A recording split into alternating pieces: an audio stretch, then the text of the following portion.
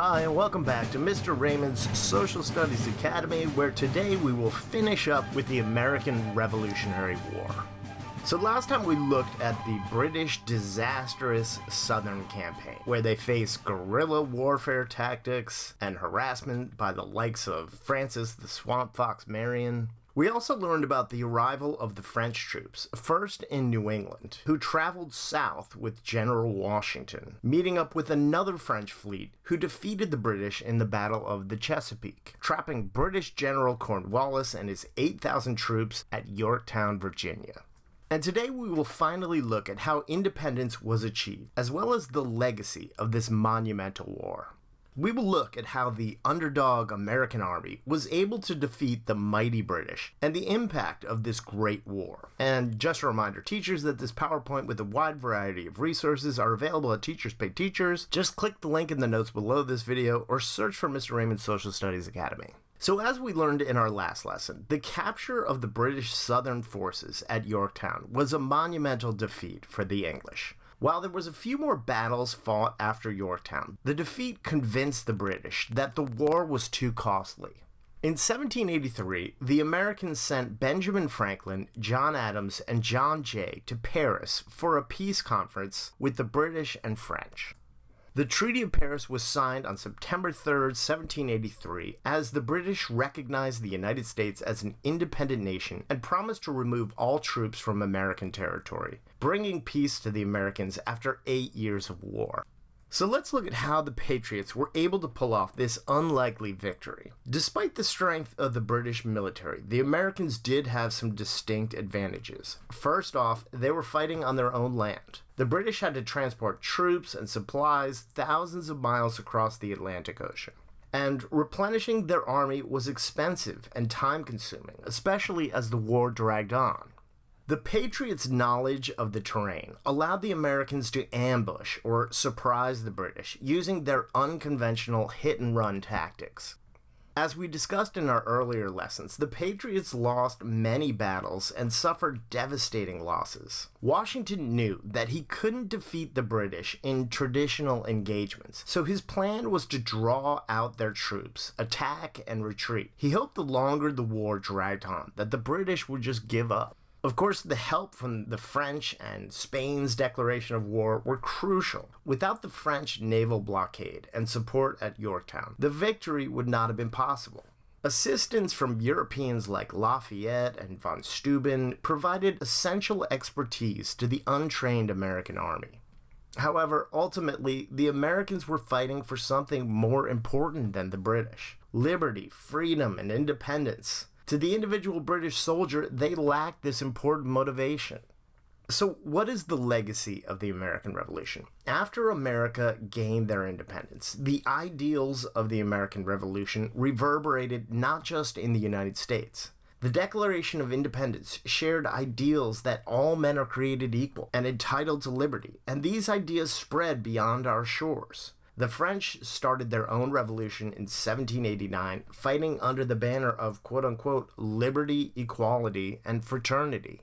In 1791, a slave revolt broke out on the French island of Saint-Domingue, present-day Haiti. In 1804, Haiti became the second American colony to throw out their European rulers. The revolutionary spirit of liberty and freedom also caused many to question the morality of slavery here in America. The Pennsylvania legislature during the war adopted a plan to gradually free all enslaved people. Other northern states would soon follow suit. However, the issue would plague the United States for many years to come, something that we'll be covering later this year. There were other takeaways from the conflict. The American Revolutionary War taught many of the leaders of this country that the national system of government created under its first constitution, the Articles of Confederation, was too weak. Without the ability to tax, they were incapable of supporting the Continental Army. The Confederation Congress printed nearly worthless money, and after fighting had ended, the Continental Army considered using force against Congress to get money they felt they were owed. Washington was able to calm the men and stop the potential rebellion, as well as persuade Congress to pay the soldiers, but the weakness of Congress had been exposed. Of course, the legacy of the American Revolution continues to be celebrated throughout our history, and its stories continue to inspire. So let's look at some additional legends that we haven't covered. One of those is Benedict Arnold, one of the greatest villains in U.S. history. Benedict Arnold, an officer in the Continental Army, was involved in some important victories for the Americans, including the capture of Fort Ticonderoga. He also played an important role in the Battle of Saratoga, the victory that brought the French into the war on the side of the Americans. However, in both of these victories, Arnold did not get the recognition that he thought he deserved. Embittered, Benedict Arnold offered the plans to the military fort at West Point, New York, to the British. Having committed treason, he joined the British Army and fought against the Americans, making Arnold one of the most infamous traitors in U.S. history. Another legendary figure to come out of the Revolution is Abigail Adams. Abigail Adams, wife to John Adams, was an outspoken activist for women's rights and the abolition of slavery.